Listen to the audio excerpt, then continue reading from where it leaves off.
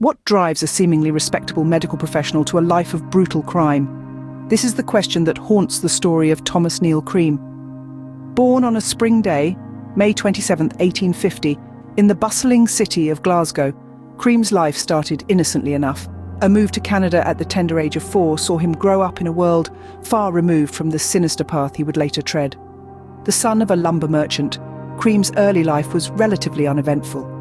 He pursued an education in the medical field, graduating as a Doctor of Medicine from the prestigious McGill University in Montreal in 1876. A promising start, one might think. But beneath the surface, a darker narrative was unfolding. Cream's medical career took off when he moved across the Atlantic to the heart of London, securing a position at St Thomas's Hospital. He further honed his skills in Edinburgh, establishing himself as a physician and surgeon. Yet, behind the facade of a dedicated professional, a malevolent persona was emerging. In 1886, Cream's life veered off the path of normalcy when he crossed paths with Flora Elizabeth Brooks in Canada. His once thriving career was now overshadowed by a personal life steeped in darkness. Illegal activities, abortions, and a near-fatal abortion performed on his wife Flora cast a long shadow over his once promising future. The death of his wife in 1877, officially chalked up to tuberculosis, would later be linked to Cream himself. As Cream's professional life flourished, his personal life took a dark turn. His return to Canada saw him set up as an abortionist, a move which marked the start of his descent into the abyss of infamy. The death of Kate Gardner, discovered near his office with a bottle of chloroform, marked a chilling beginning to his killing spree. Despite evidence pointing to his involvement, Cream managed to elude charges. But as we'll see, his journey into darkness was just beginning.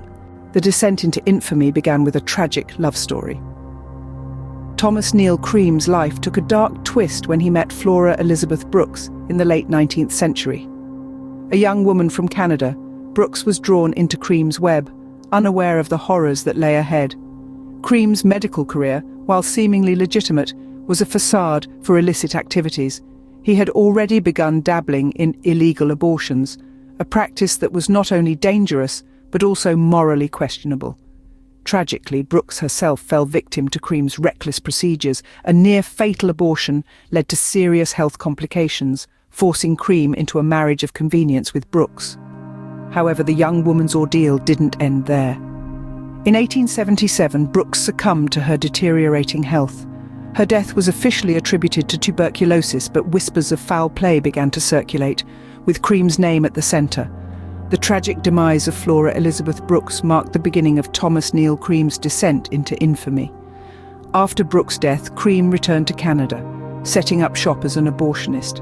His dark saga took a chilling turn with the death of Kate Gardner.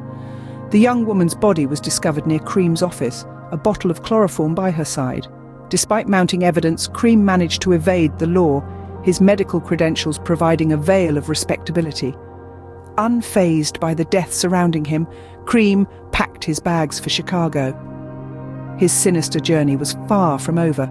In the bustling city, he would continue his illicit practices, preying on vulnerable women and leaving a trail of victims in his wake. The story of Thomas Neill Cream serves as a chilling reminder of the depths to which a person can sink when they stray from the path of morality and decency. Chicago's underbelly was about to meet its worst nightmare.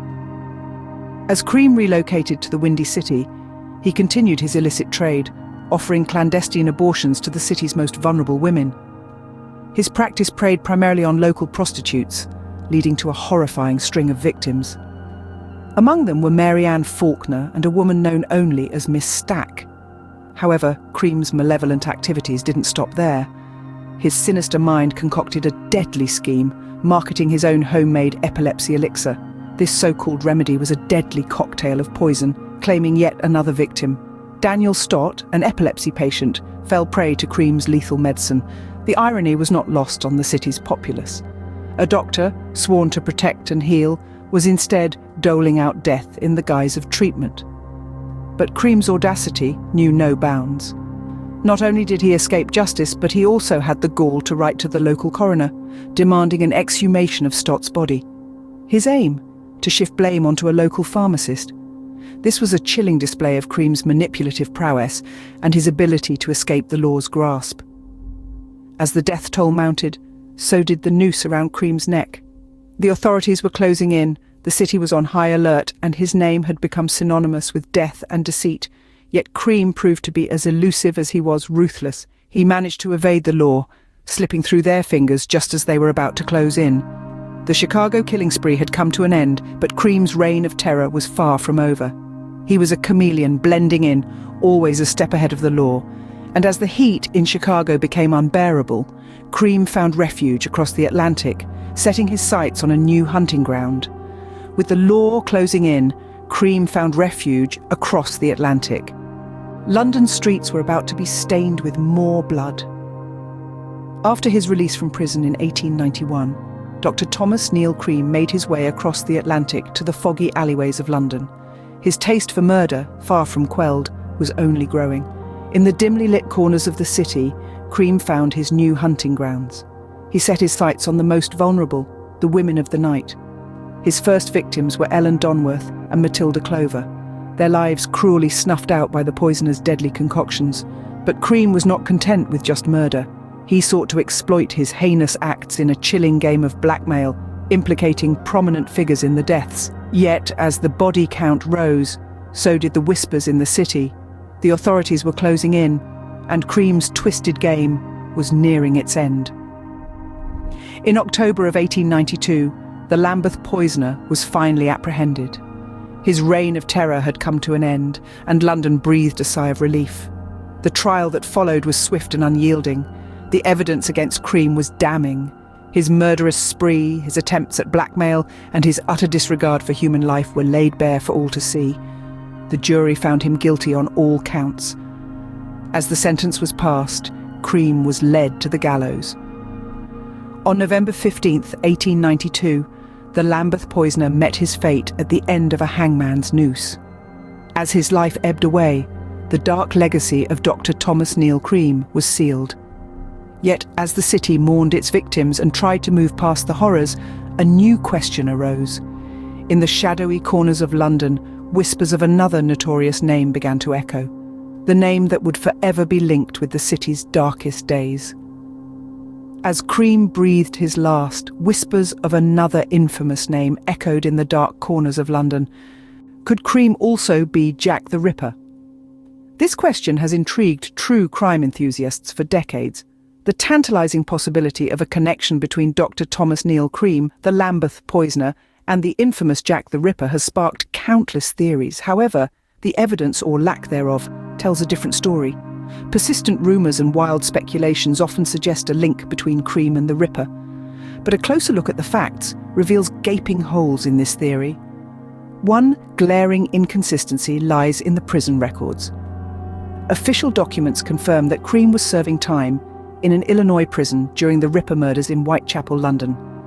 This alone provides a robust alibi that contradicts the timeline of the notorious killings. The double theory has been proposed by some enthusiasts to explain this discrepancy. This theory suggests that Cream might have had a doppelganger who committed the Ripper crimes while he was behind bars. However, this idea lacks credibility.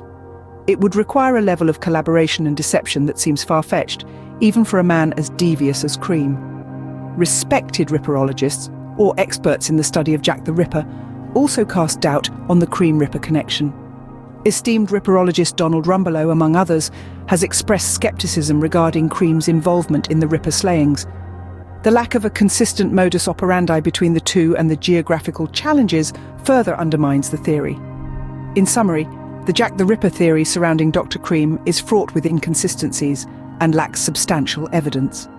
The prison records, the implausible double theory, the doubts among Ripperologists, and the robust alibi all point to one conclusion. While speculation continues to swirl, the evidence paints a clear picture. Dr. Thomas Neill Cream, the Lamberth Poisoner, was a monster in his own right, separate from the infamous Jack the Ripper.